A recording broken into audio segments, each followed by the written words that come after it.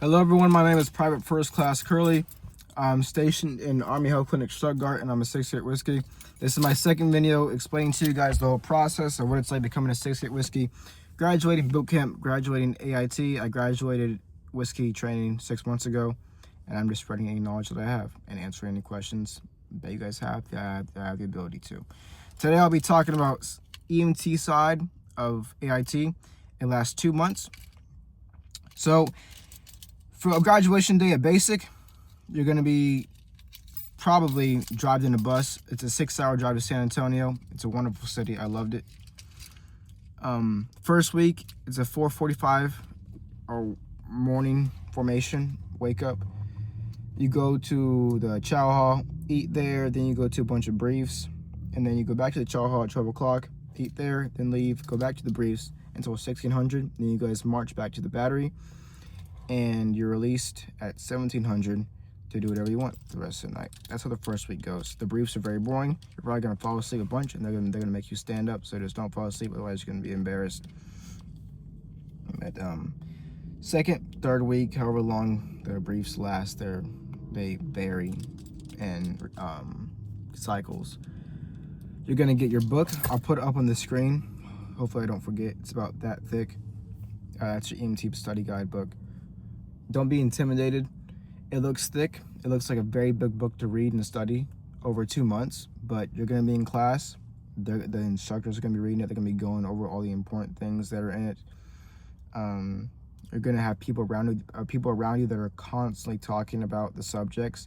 You're going to be around medical knowledge and medical training 24/7 for 2 months. So don't worry about how intimidating the book might look. I was intimidated by it, but a month, not even a month, 2 weeks into studying it, I was like, man, this is not going to be that bad. I watched videos prior to whiskey training, and that it seemed like a huge book and a lot of studying, but it promise you, it's not that bad. So this is how a normal day looks like during EMT side. 4:45 wake up, 0700 PT, 0600 formation. Then they release you back upstairs, and you not upstairs, back into your barracks, and you can take a shower, get ready, do whatever you want. Then you have to be back down. Then you guys go to the EMT classes at 0800 after going to the chow hall, because they let you eat 3 meals a day, one in the morning, one at 1200, and one at 1700. So if I forget one of those, just remember that. And then classes are until 1200, from 08 to 1200, and then you go to lunch for an hour, to chow hall for an hour, 1300 classes start back up, and I think classes are until 1600. You go back to the company, and then they release you if you don't have anything to do. So that's what a day in EMT phase usually looks like.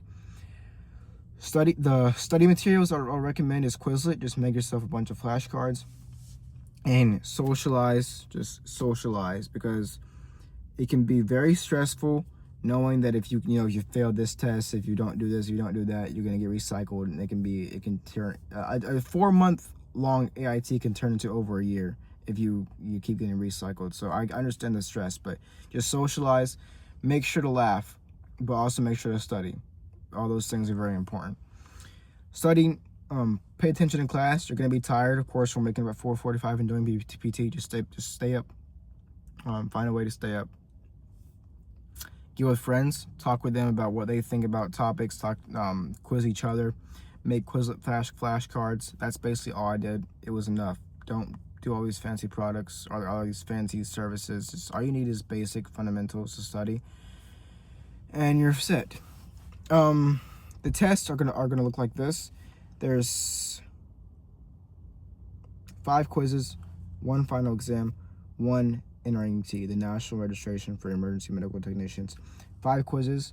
You have to maintain a GPA of 75% or above. If your GPA fails beneath 75% and you're unable to get it back up to 75% or above, you'll get recycled. So say, for example, you're your 3rd quiz in, and you have a GPA of 30%. There's no way you're gonna knock your GPA up to 75% and above, which is 2 quizzes left, so you're gonna get recycled. But if you only taken 1 quiz and your GPA is 30%, then you have 4 quizzes left to get 90s and above on, and you'll get the average. You'll get your average back above 75%. So keep your GPA above 75%. There's one final exam. You have 3 attempts. You have to get above a 70% on the final exam. If your final exam is not, if you don't pass your final exam within 3 attempts, you'll get recycled, and you're not able to move into the NREMT. NREMT is 3 attempts. If you don't pass it within 3 attempts, recycled. You can get recycled 3 times, and after the 3rd time, you'll get reclassed and you will be unable to be a 6-8 whiskey. Just relax, no pressure. It sounds like a lot of pressure, no need to stress, I promise. Just do the work. Trying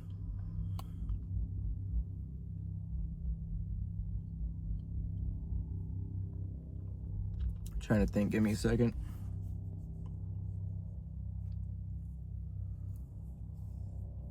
I think that's it. The questions on the quizzes aren't just like yes or no's. Like if you take this cup, right, and a question wouldn't be like, is this cup filled or not filled? It's not just like a bunch of terms and definitions you have to memorize. It's very situational. So it'll be like, a 25-year-old female was driving down the road, 25-year-old female was driving down the road, got hit on the side from another vehicle. You go up on the scene. She's complaining of sharp pain on her left abdominal. What's the first thing you do? What are you gonna do? It'll be questions like that. If you don't know the answer to a quiz, if you don't know the answer to a question, my bad, it's usually always going to be oxygen and transport or C-spine stabilization. You always want to maintain a patient's spine, especially if it's traumatic, like if they fell, or if you believe it's standard. Just remember, in EMT side, it's standard to maintain the patient's neck, maintain his spine, keep his spine in line, or give them oxygen transport. It's also standard to give the patient oxygen, and then of course transfer them to the hospital. That's it. I'll leave my email at the end of this video, just like I did in the last one. You can go check out my last one if you want. That one just talks about basic and materials to study for the ASVAB. That's it. Yeah. See you guys around. Thank you guys for watching. If you watched all the way to the end, I don't blame you if you clicked off. But this is an 8-minute video of me just yapping. But thank you. Bye.